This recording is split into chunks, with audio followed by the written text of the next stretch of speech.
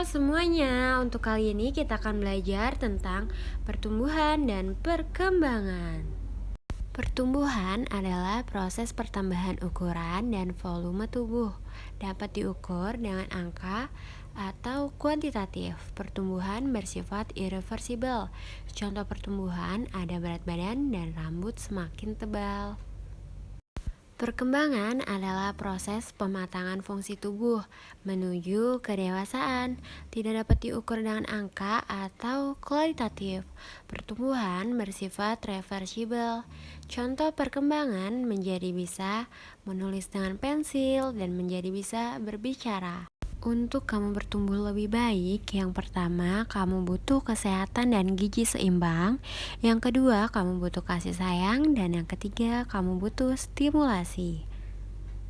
Kesehatan dan gizi seimbang. Yang pertama ada pemberian ASI atau air minum susu ibu selama 6 bulan pertama. Yang kedua, makanan bergizi seimbang, lemak, protein, dan nilai mineral. Yang ketiga, waktu tidur cukup untuk bayi minimal 10-12 jam. Waktu tidur 8 jam untuk usia 5-12 tahun. Dan yang terakhir, melakukan imunisasi.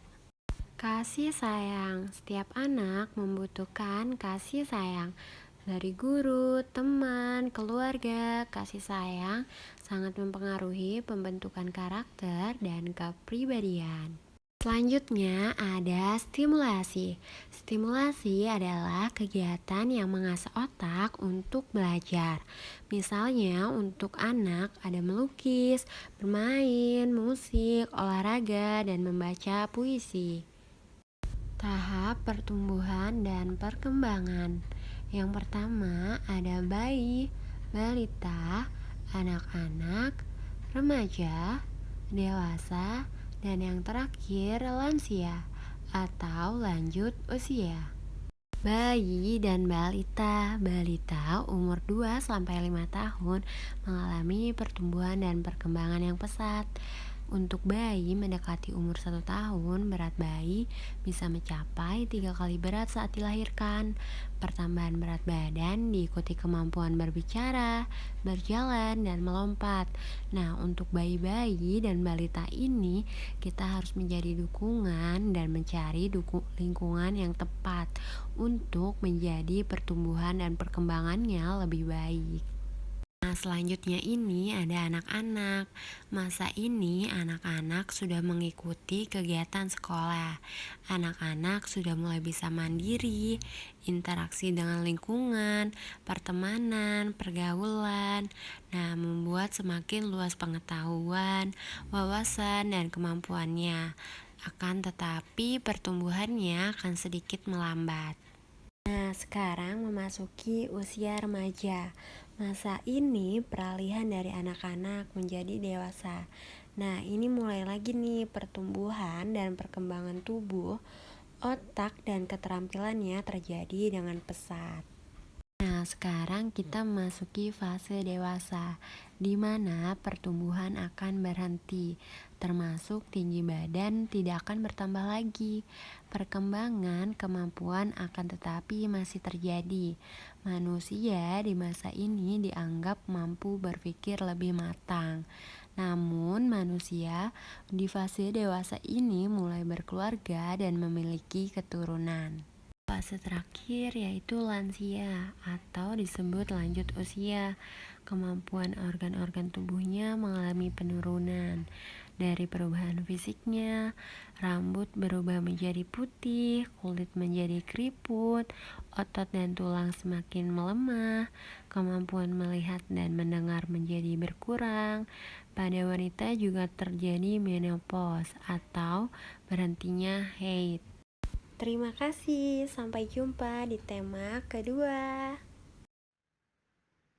Halo teman-teman, selanjutnya kita akan membahas ke tema kedua, yaitu ada pengertian lifespan. Oke, kita satu-satu ya teman-teman, yaitu ada teori lifespan. Apa aja sih artinya? Perkembangan masa hidup lifespan. Pendekatan ini menekankan bahwa perubahan perkembangan terjadi selama masa kanak-kanak hingga dewasa. Perspektif masa hidup menekankan pada 7 kandungan dasar. Perkembangan adalah seumur hidup, multidimensional, multidireksional, plastis, melekat secara kesejarahan, multidisiplin, dan kontekstual. Menurut Paul Baltes, 1987. Selanjutnya itu ada penerapan dan manfaat teori lifespan. Ada apa aja sih? Yaitu dalam praktek pekerjaan sosial, teori lifespan digunakan untuk memahami suatu kondisi sosial yang menciptakan tekanan-tekanan, stresor, dan meningkatkan kemampuan untuk mengatasi COPE secara efektif. Selain itu, teori ini juga digunakan untuk mendefinisikan situasi atau keadaan yang membutuhkan bantuan, permasalahan, dan pertumbuhan. Orang dilihat sebagai individu yang adaptif dan kreatif secara inherent dan mampu mentransformasi diri mereka sendiri dan kehidupan mereka jika diberikan kebutuhan dukungan sosial. Halo semuanya, kita lanjut ya ke tema ketiga, yaitu tokoh dan teori psikologi perkembangan. Ada apa aja sih? Yang pertama ada Wilhelm Wundt 1832 sampai 1920.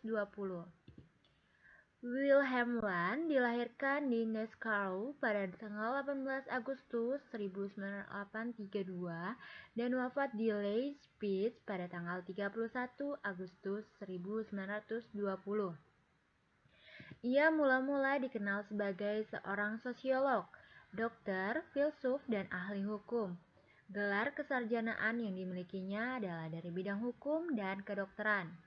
Ia dikenal sebagai seorang ilmuwan yang banyak melakukan penelitian, termasuk penelitian tentang proses sensori, suatu proses yang dikelola oleh panca indera.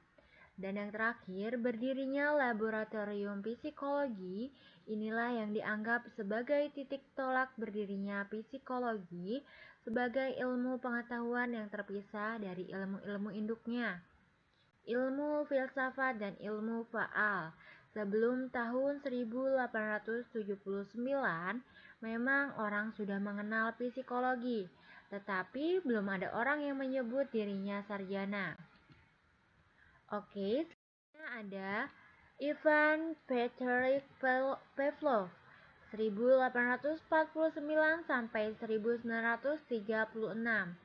Ivan Petrovich Pavlov dilahirkan di Rajasthan pada tanggal 18 September 1849 dan wafat di Leningrad pada tanggal 27 Februari 1936. Eksperimen Pavlov yang sangat terkenal di bidang psikologi dimulai ketika ia melakukan studi tentang pencernaan. Kemudian, mengeksplorasi fenomena ini, kemudian mengembangkan satu studi perilaku, behavioral study, yang dikondisikan yang dikenal dengan teori classical conditioning.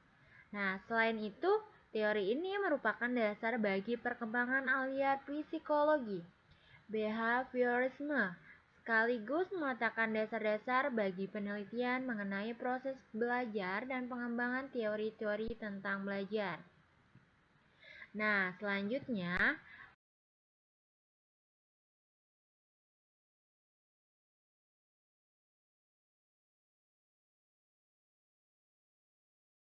ada Carl Jung 1875 sampai 1961. Carl Gustav Jung dilahirkan pada tanggal 26 Juli 1875 di Cashwell atau Switzerland dan wafat pada tanggal 6 Juni 1961 di Kusnech.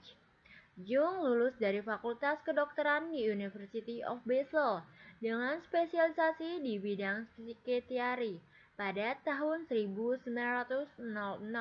Pada tahun yang sama, ia bekerja sebagai asisten di rumah sakit jiwa Zurich yang membuatnya tertarik untuk mengetahui lebih jauh tentang kehidupan para pasien skizofrenik, yang akhirnya membawa Jung melakukan kontak dengan Freud.